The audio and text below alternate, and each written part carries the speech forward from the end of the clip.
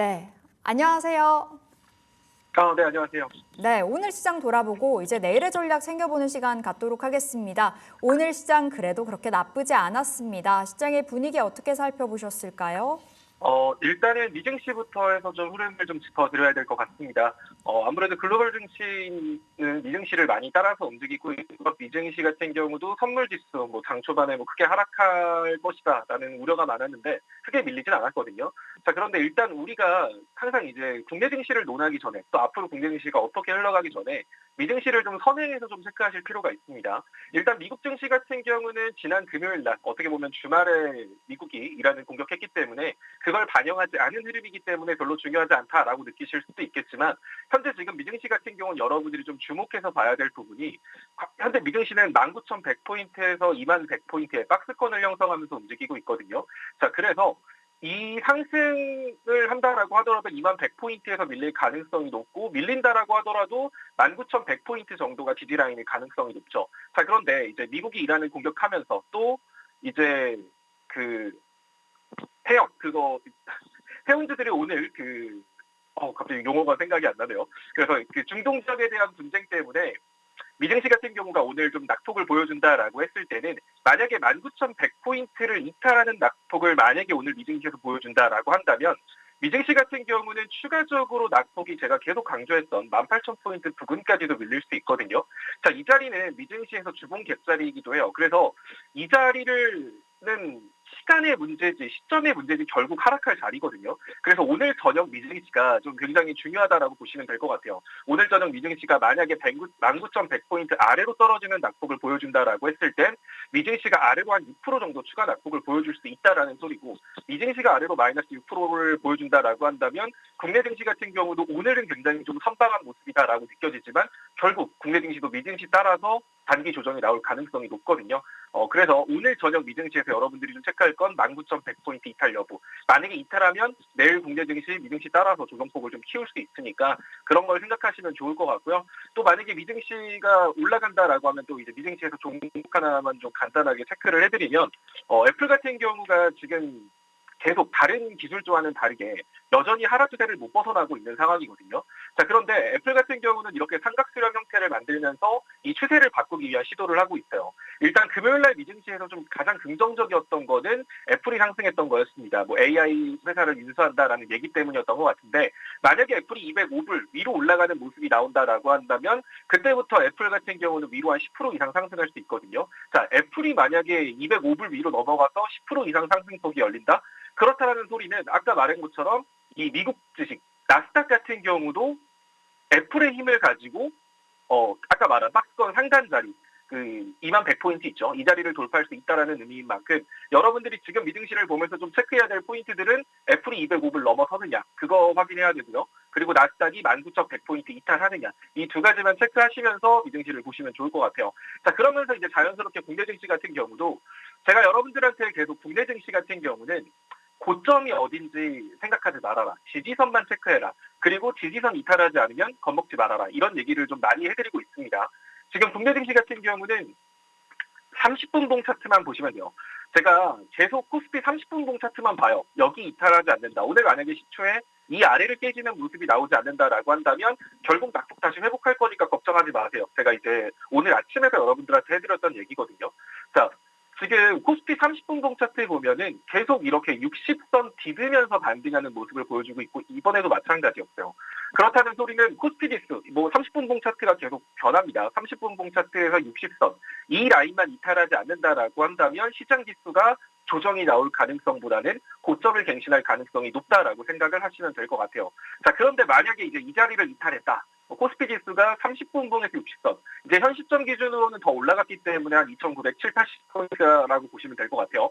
자, 이 자리를 이탈했을 때는 일단 코스피 같은 경우는 주봉상 볼리저 밴드 상단 자리까지도 조정이 나올 수 있어요. 자, 그 자리는 2,800선부터 한 2,800, 한 2, 30선 여기까지 눌릴 수 있다라는 거고요. 코스피 지수가 아까 말한 것처럼 2,900, 한 7, 80 이탈하는 모습으로 종가가 마무리된다면 아래로 추가로 한 100포인트 가까이 조정이 나올 수 있기 때문에, 여러분들이 대응을 한다라고 하면 그냥 감정적으로 왠지 오늘 안 좋을 것 같은데 라고 하면서 대응할 게 아니라, 코스피 30분봉에서 61선을 이탈하는 거를 보고 내가 수익권이라던가 보합권, 약수익권, 뭐 약손실권 이런 종목들에 대해서 여러분들이 좀 골고루 비중을 줄여놓고 그 비중을 줄인 수량은 코스피 한 2,830, 40에서 다시 재매수하겠다. 이런 생각을 가지고 시장을 보시면 될 것 같아요. 그래서 지금은 어디까지 오면 조정이 나올 거야.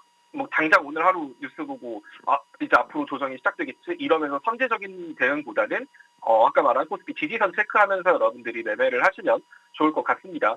자, 그리고 일단은 아까 말했던 코스피 지수가 조정이 온다 그러면 2,820에서 30 정도지만 여러분들이 현금을 사용한다. 또 여기서 여러분들이 주의해야 될 게 뭐냐면 제가 여러분들한테 계속 말을 하고 있는 게 시장 지수는 어차피 계속 고점을 갱신할 거예요. 뭐 중동 지역에서 분쟁이 일어났다. 뭐 그로 인해서 강분이 흔들릴 수는 있겠죠. 하지만 이게 다시 시장을 우하향 추세로 만든다거나 시장을 내리꼽을 그럴 재료는 아니거든요. 그래서 조정은 기회다라고 쉽게 생각하셔도 되는데 그렇다고 해서 여러분들이 뭐 시장 지수 조금 빠질 때마다 막 돈을 계속 사용을 하다 보면은 정말 괜찮은 자리가 왔을 때 돈을 못 쓸 그러니까 돈이 없을 가능성이 높죠.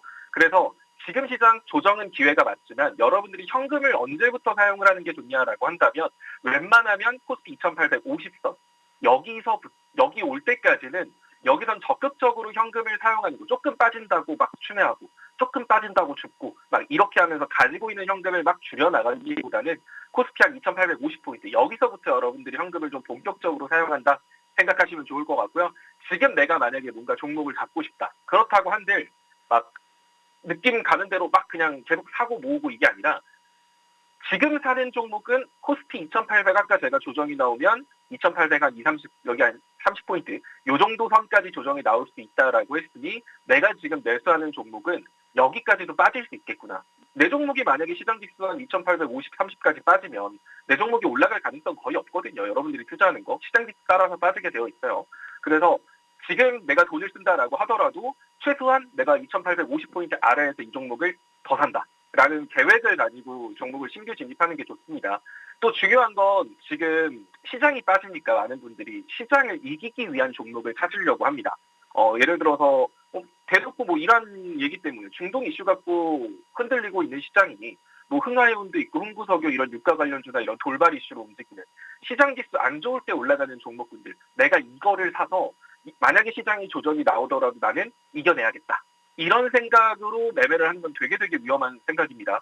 뒷부분에도 남겨드리겠지만 지금 시장은 돌발 이슈를 가지고 시장 빠질 때 잘 올라가는 거 그러니까 시장이 빠져도 올라가는 거 가지고 지금 시장을 극복해야지 라는 생각으로 막 여러분들이 접근을 할 게 아니라 지금 시장에서 얻어맞더라도 시장 지수 빠질 때 반대로 시장 지수 이제 반등을 결국 고점을 갱신하게 될 텐데 이렇게 반등할 때 내가 무조건 수혜를 볼 수 있는 거. 뭐 예를 들면 뭐 우량주라든지 뭐 반도체 덩치 큰 애들 뭐 이런 애들 있잖아요. 시장 지수가 결국 반등하면 그런 종목은 따라서 움직일 테니까. 그럼 그런 종목을 지금 시장 빠질 때 내가 나눠서 조금씩 사서 모으겠다. 지금 시장에서 내가 살아남고 지금 이렇게 애매한 이슈 가지고 내가 수익을 노리면서 좀 리스크 안고 투자를 할 바에 그냥 지금 시장이 때리는 거 다 맞으면서 분할 매수로 접근을 하시는 게 여러분들이 안정적으로 수익을 쌓을 수 있는 길이다라고 보시면 될 것 같아요. 그래서 이왕이면 올라가는 종목을 급하게 추격 매수하기보다는 좀 덩치 큰 우량주 종목 위주로 시장 지수 빠질 때마다 나눠가는 그런 분할 매수 전략 접근. 이게 좀 유효한 접근 방식이라고 보여집니다. 네, 시장에 대해서 크게 좀 진단 도와주셨습니다. 시장 조정 시 매수 관점 오케이 사인 주셨는데요. 무작정으로 들어가기보다는 어느 정도 내려간 자리에서 또 노려보도록 하겠습니다. 소재민 마스터와 함께 하시면서 그 타이밍 잘 챙겨보시면 좋겠습니다. 자, 마스터님 그럼 오늘 장에서는 어떤 특징 섹터들 보셨을까요? 역시 뭐 오늘 시장에서 장 초반에 강세였던 거 그리고 또 이제 많은 분들이 지금 주목하고 있는 게 아무래도 뭐 중동 쪽에 지역의 그 분쟁이 빨리 끝날 것 같지가 않은데 이거 좀 더 봐도 되지 않을까? 뭐 이런 생각하시면서 뭐 그리고 또 시장 빠질 때 얘네들이 움직이니까 해운 관련주, 유가 관련주 이런 쪽이 움직이니까 이런 쪽에 계속 관심을 주고 계실 것 같아요. 오히려 지금 빠졌는데 오늘 시초보다 빠졌는데 이슈 계속 지속될 것 같은데 더 사야 되나? 이런 생각들을 많이 하실 것 같아서 일단은 FTX 그린로직스 좀 여러분들한테 체크해 드릴까 합니다.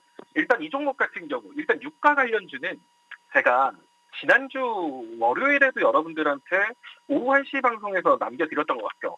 당시에도 이제 그 당시에는 이제 제가 흥구석유를 여러분들한테 남겨드리면서 유가 관련주 지금 사도 되냐? 유가 관련주가 아직 한 방은 남았다라고 하면서 흥구석유가 보통 유가 관련주나 해운 관련주 같은 경우는 아래에 있는 갭자리든 위에 있는 갭자리든 결국 메꾸거든요. 되게 막대먹은 변동성을 가지고.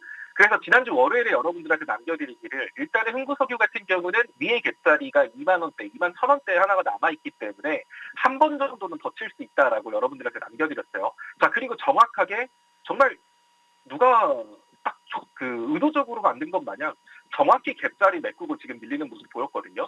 자, 그러면 우리가 지금 흥구석유뿐만이 아니라 STX, 그린로직스, 흥하해운 다 마찬가지예요.